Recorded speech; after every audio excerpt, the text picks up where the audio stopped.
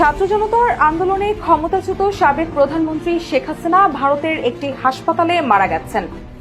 ভারতের রাজধানী দিল্লিতে চিকিৎসাধীন অবস্থায় মারা গেছেন সাবেক প্রধানমন্ত্রী শেখ হাসিনা। শেখ হাসিনা কি বেঁচে আছেন নাকি মারা গেছেন? তিনি অসুস্থ হয়ে দিল্লির সামরিক হাসপাতালে ভর্তি হন। সেখানে তার পুরনো ক্যান্সার ছিল, আরো কিছু রোগ ছিল, যেগুলাতে তিনি মৃত্যুবরণ করেছেন।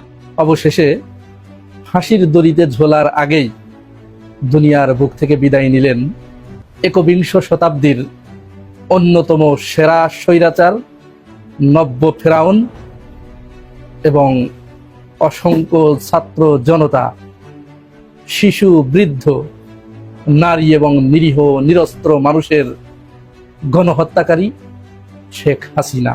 সাবেক প্রধানমন্ত্রী শেখ হাসিনার বিরুদ্ধে আন্তর্জাতিক অপরাধ ট্রাইব্যুনালে চলমান মামলার গুরুত্বপূর্ণ সাক্ষী ছিলেন সদ্য প্রয়াত বরেণ্য বুদ্ধিজীবী, লেখক, গবেষক ও জাতীয় মুক্তি কাউন্সিলের সভাপতি বদরুদ্দিন ওমর। বদরুদ্দিন ওমরের জবানবন্দি আমার দেশের দর্শকদের জন্য হুবহু তুলে ধরা হলো। ভারত সরকার তাকে মেরে ফেলবে নিজেদের বিব্রতকর পরিস্থিতি থেকে মুক্তি পেতে। তারা যতদিন তাকে রাখবে বাংলাদেশের সঙ্গে সম্পর্ক ভালো হবে না, আর সেই সম্পর্ক ভালো করতে গেলে তার ব্যাপারে একটি ফয়সালা করতে হবে। মুসলিম লীগের পতনের মতোই এবারের গণ অভ্যুত্থান আওয়ামী লীগের জন্য একটি চূড়ান্ত রাজনৈতিক পরিণতি তৈরি করেছে।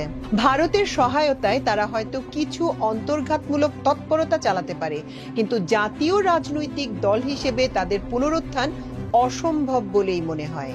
এছাড়াও এই অভ্যুত্থানের একটি গুরুত্বপূর্ণ দিক হলো ছাত্রদের ভূমিকা। তারাই ছিল এই আন্দোলনের প্রধান চালিকা শক্তি। ইতিহাসে ছাত্ররা বারবার নেতৃত্ব দিয়েছে, কিন্তু এবারের আন্দোলনে তারা যে সাংগঠনিক শৃঙ্খলা, সাহস ও আত্মত্যাগের পরিচয় দিয়েছে তা বিরল। আওয়ামী লীগের শাসনামলে শেখ হাসিনা বড় বড় সব অপরাধ করেছে, আর শেখ হাসিনাকে ওই সময় ভারত সমর্থন দিয়ে গেছে। সে দীর্ঘদিন ভারতে থাকার সময় সেখানে ভারতের সঙ্গে সম্পর্ক গভীর করেছে। ভারতের গোয়েন্দা সংস্থা রয়ের সঙ্গে তার যে গভীর সম্পর্ক ছিল, এটা কোনো নতুন ব্যাপার ছিল না। এই সম্পর্কের ভিত্তি ছিল যে ভারতই একমাত্র রাষ্ট্র যেটা তাকে ক্ষমতায় বসিয়েছে। ফলে পতনের পর সে ভারতে পালিয়েছে, সে ওখানেই থাকবে। ওখানে থাকাটাই এক ধরনের শাস্তি। সেখানে সে জ্বলে পুড়ে মরবে।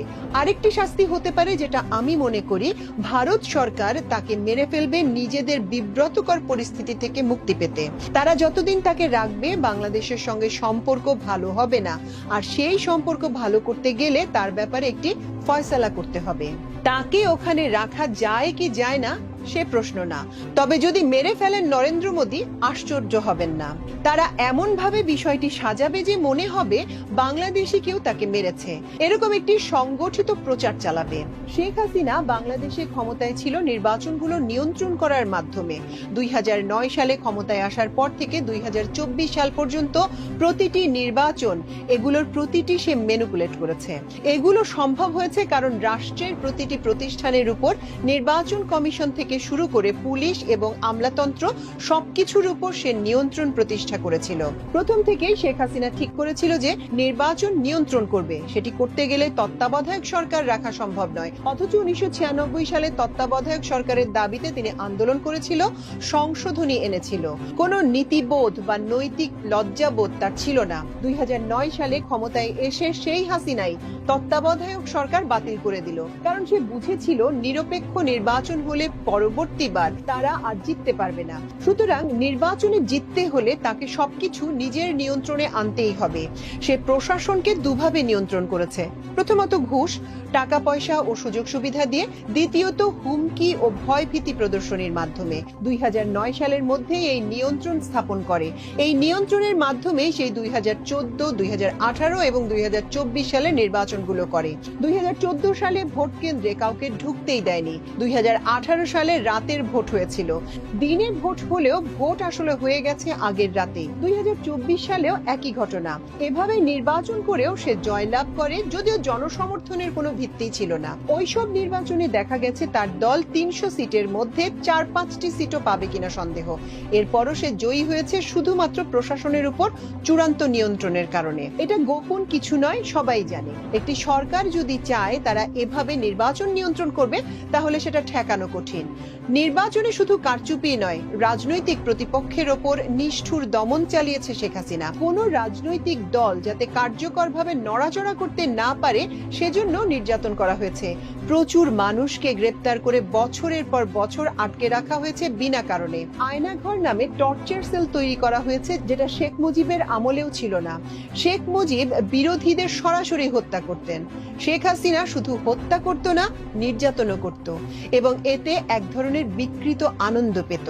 সুতরাং এভাবে রাষ্ট্রীয় ক্ষমতার অপব্যবহার করে সে নির্বাচনী ব্যবস্থাকে নিজের করায়ত্ত করেছে এবং প্রকৃতপক্ষে জনগণের সঙ্গে তার সম্পর্ক একেবারেই ছিন্ন হয়ে গেছে। শেখ হাসিনার আমলে বিচার বহির্ভূত খুন নির্যাতন নিয়ে যদি বলতে হয়, গুম ও বিচার বহির্ভূত হত্যাকাণ্ড এই ধরনের কাজ কেবল ওই ব্যক্তি করতে পারে যার হাতে রাষ্ট্র ক্ষমতা রয়েছে, যার অধীনে ইন্টেলিজেন্স বিভাগ, ডিজিএফআই এর মতো সংস্থা রয়েছে। আয়নাঘরের মতো গোপন নির্যাতন সেল কিংবা গুমের মতো অপরাধ, এসব তো ডিজিএফআই এর মাধ্যমে ঘটানো হয়েছে। যতগুলো অপহরণের ঘটনা দেখা যায় তার পেছনে ডিজিএফআই এর সংশ্লিষ্টতা রয়েছে। এরপর তারা অন্যভাবে যাকে বলে বিচার বহির্ভূত হত্যাকাণ্ড, সেগুলো সংঘটিত করেছে। তারা এসব করেছে বিরোধী দল, বিশেষ করে বিএনপি কে নিষ্ক্রিয় করে রাখার লক্ষ্যে। বিএনপি কে তারা ধীরে ধীরে পিষ্ট করে রেখেছে, দমন করেছে, মারধর করেছে। শেষ দিকে দেখা গেছে তারা কোনো মিটিং মিছিল করতে গেলেও পুলিশ দিয়ে হামলা চালিয়ে তা ভেঙে দিয়েছে। যতই জনসমাবেশ হোক না কেন, পুলিশ দিয়ে তা দমন করা হয়েছে। শেষবারের মতো দেখা গেল এক বিশাল মিছিল থেকে বিএনপি কে একেবারে ছত্রভঙ্গ করে দেয়া হলো। এভাবেই পুলিশ দিয়ে মারপিট করলে বিরোধী পক্ষ, যারা নিরস্ত্র, যারা পাল্টা সশস্ত্র আক্রমণ করতে পারে না, তারা ধীরে ধীরে স্তিমিত হয়ে পড়ে। সামাজিক যোগাযোগ মাধ্যমে গত কয়েকদিনে সাবেক প্রধানমন্ত্রী শেখ হাসিনার মৃত্যুর খবর ছড়াতে শুরু করলে নেট মাধ্যমে তৈরি হয় তোলপাড়। একটি শয্যাশায়ী নারীর ছবি ব্যবহার করে দাবি করা হয় তিনি নাকি শেখ হাসিনা, যিনি হৃদযন্ত্রের ক্রিয়া বন্ধ হয়ে মারা গেছেন। কয়েক ঘন্টার মধ্যেই পোস্টটি ভাইরাল হলেও খতিয়ে দেখা গেছে পুরো ঘটনাই সাজানো এবং ছবিটি ভুয়া।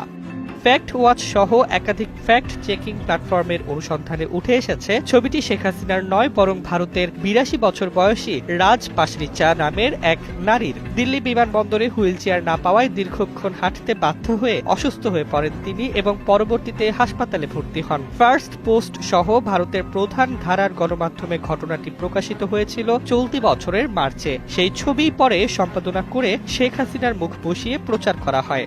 গণমাধ্যম বিশেষজ্ঞরা বলেন এটি পরিকল্পিত ডিজিটাল প্রোপাগান্ডা, যেখানে উদ্দেশ্য তথ্য নয় বরং বিভ্রান্তি উদ্রেক করা। রাজনৈতিক উত্তেজনা ও নেট দুনিয়ার ট্রাফিক বাড়ানোই ছিল মূল লক্ষ্য। সরকারি সংস্থাগুলো নিশ্চিত করেছে শেখ হাসিনার মৃত্যুর খবরটি মিথ্যা আর ছবিটিও বিকৃত।